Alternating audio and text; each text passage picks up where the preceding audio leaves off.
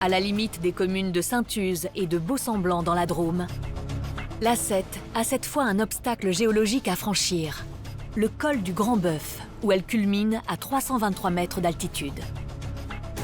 Le col du Grand Bœuf s'inscrit sur la partie de l'autoroute qui a été mise en service en 1965. Donc là, au niveau du tracé autoroutier, la question qui a suscité de vifs débats, c'était comment l'autoroute doit s'insérer à travers une zone dont la topographie est très complexe. Le col du Grand Bœuf, on est situé dans le département de la Drôme, entre deux massifs, le massif central et les Alpes. Et on est sur un corridor écologique d'importance régionale qui permet à la faune de se déplacer entre plusieurs habitats, lieux d'alimentation, de reproduction. Seulement, l'intégration du cordon autoroutier n'a pas été faite dans les années 60 avec les standards écologiques que nous connaissons aujourd'hui. La construction de l'A7, elle vient séparer les territoires et elle vient séparer les habitats naturels de la faune. Ça va impacter également leur déplacement puisqu'elles vont être séparées parfois d'habitats de reproduction et d'alimentation. Ce sont des conséquences qui sont importantes et graves pour certaines espèces puisqu'effectivement on peut observer une diminution du brassage génétique. En 2009, pour rétablir la continuité écologique du milieu naturel au col du Grand Bœuf, la construction d'un pont aux caractéristiques exceptionnelles a été spécialement élaborée. Un écopont, c'est un ouvrage relativement large qui est destiné à faire passer un grand panel d'espèces différents avec des aménagements très spécifiques, capables de supporter le poids de l'ensemble des aménagements écologiques. Fruit d'un savant mélange de génie civil et de génie écologique, l'ouvrage de 15 mètres de large est constitué de 4 poutres de 36 mètres de long, reposant sur des culées à semelles de répartition situées à 1 mètre de profondeur sous la chaussée de l'A7 pour supporter la charge de terre et de végétation. Le tout pèse près de 1000 tonnes.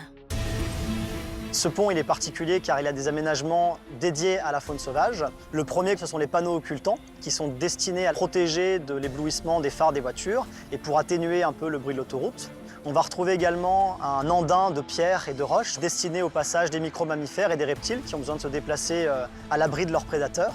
On va retrouver de la terre végétale destinée à la plantation de haies. On va retrouver également des mares de part et d'autre de l'ouvrage qui sont destinées au déplacement des amphibiens.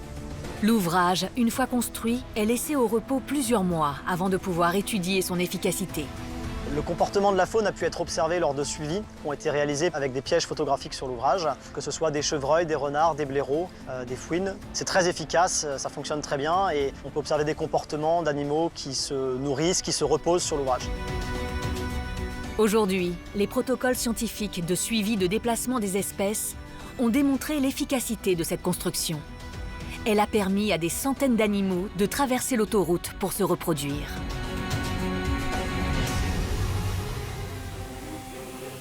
Arrivée à Valence, chaque année à l'heure des grands départs, les premières contraintes de bouchons se font sentir au sud de l'agglomération, où l'A7 se connecte avec l'A49 provenant de Grenoble.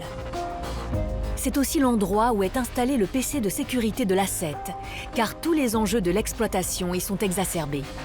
Fluidité du trafic, sécurité des usagers. Le rôle du PC sécurité, principalement, c'est la surveillance du réseau.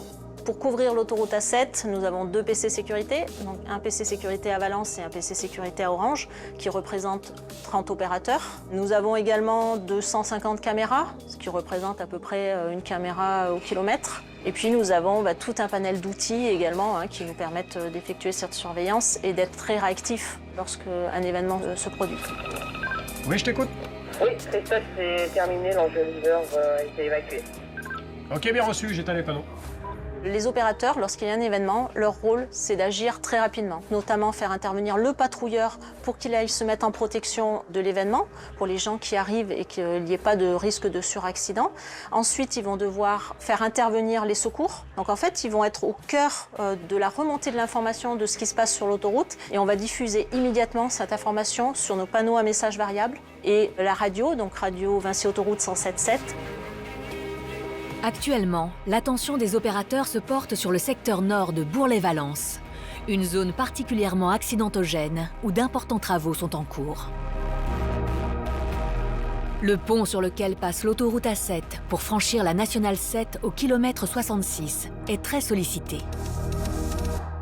Ici, le trafic moyen journalier annuel, il est de l'ordre de 75 000 véhicules jour, avec un taux de poids lourd élevé, près de 20%.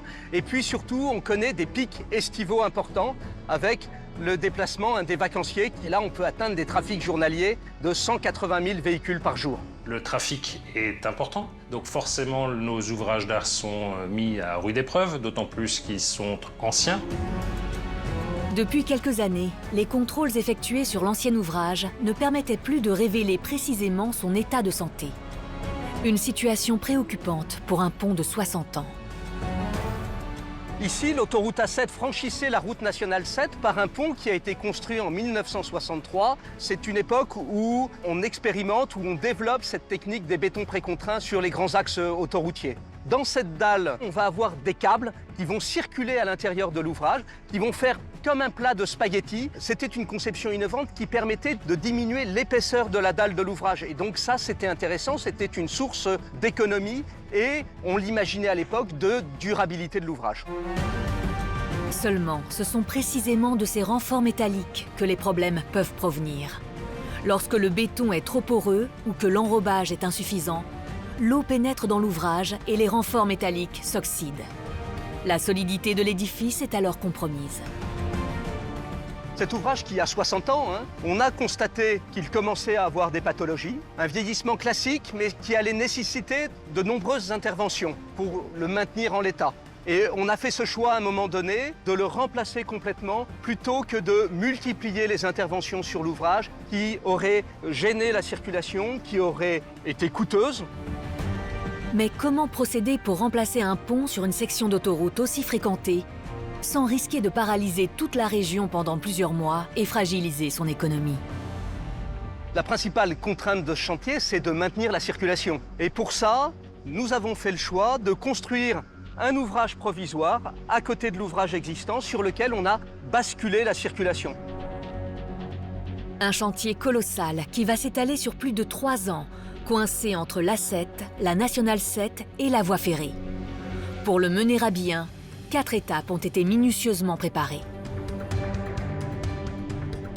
La première étape, c'est ce qu'on appelle le dégagement des emprises. Ici, ça va consister à déplacer les réseaux de télécommunications, de gaz, d'eau, etc. Et puis ensuite, on a attaqué la construction de l'ouvrage provisoire. C'est une étape importante parce qu'on recrée une section autoroutière qui ait les mêmes caractéristiques et le même niveau de qualité et de sécurité qu'une section courante habituelle. Après le terrassement et la réalisation des appuis du pont, la pose d'un tablier aux dimensions spectaculaires s'est déroulée en un temps record. On a fait le choix d'un tablier supporté par des poutres métalliques. Donc on a fait venir 6 poutres qui font toutes 26 mètres de long. Chaque poutre pèse 20 tonnes. Et ces poutres ont été installées de nuit, ce qui a permis de limiter très très fortement l'impact de la construction sur l'exploitation de la route nationale 7. À l'issue d'une nouvelle nuit de fermeture de la Nationale 7 pour couler les enrobés, le pont provisoire, composé de 2 fois 3 voies, est enfin mis en service. Il laisse place à une nouvelle opération coup de poing, la démolition de l'ancien pont. On s'était donné 56 heures pour démolir l'ancien pont. C'est une opération qui est extrêmement préparée, programmée, millimétrée. Ça commence par une phase de protection de la chaussée de la route nationale 7. Une fois que la protection est faite, il y a des grignoteuses qui vont broyer le béton sur place, puis il va falloir retirer l'ensemble des armatures métalliques et les séparer du béton. L'opération a mobilisé plus d'une vingtaine d'engins, 70 hommes et a généré 2800 mètres cubes de gravats, revalorisés à 100%. Sur ce chantier, on s'est fixé pour objectif de diminuer par 2 les émissions de gaz à effet de serre par rapport à un chantier classique. On a travaillé sur l'utilisation des matériaux locaux. L'ouvrage a été démoli et l'ensemble des matériaux issus de l'ouvrage sont réutilisés sur place avec 2 effets bénéfiques, pas de transport et pas d'extraction de matériaux venus de l'extérieur.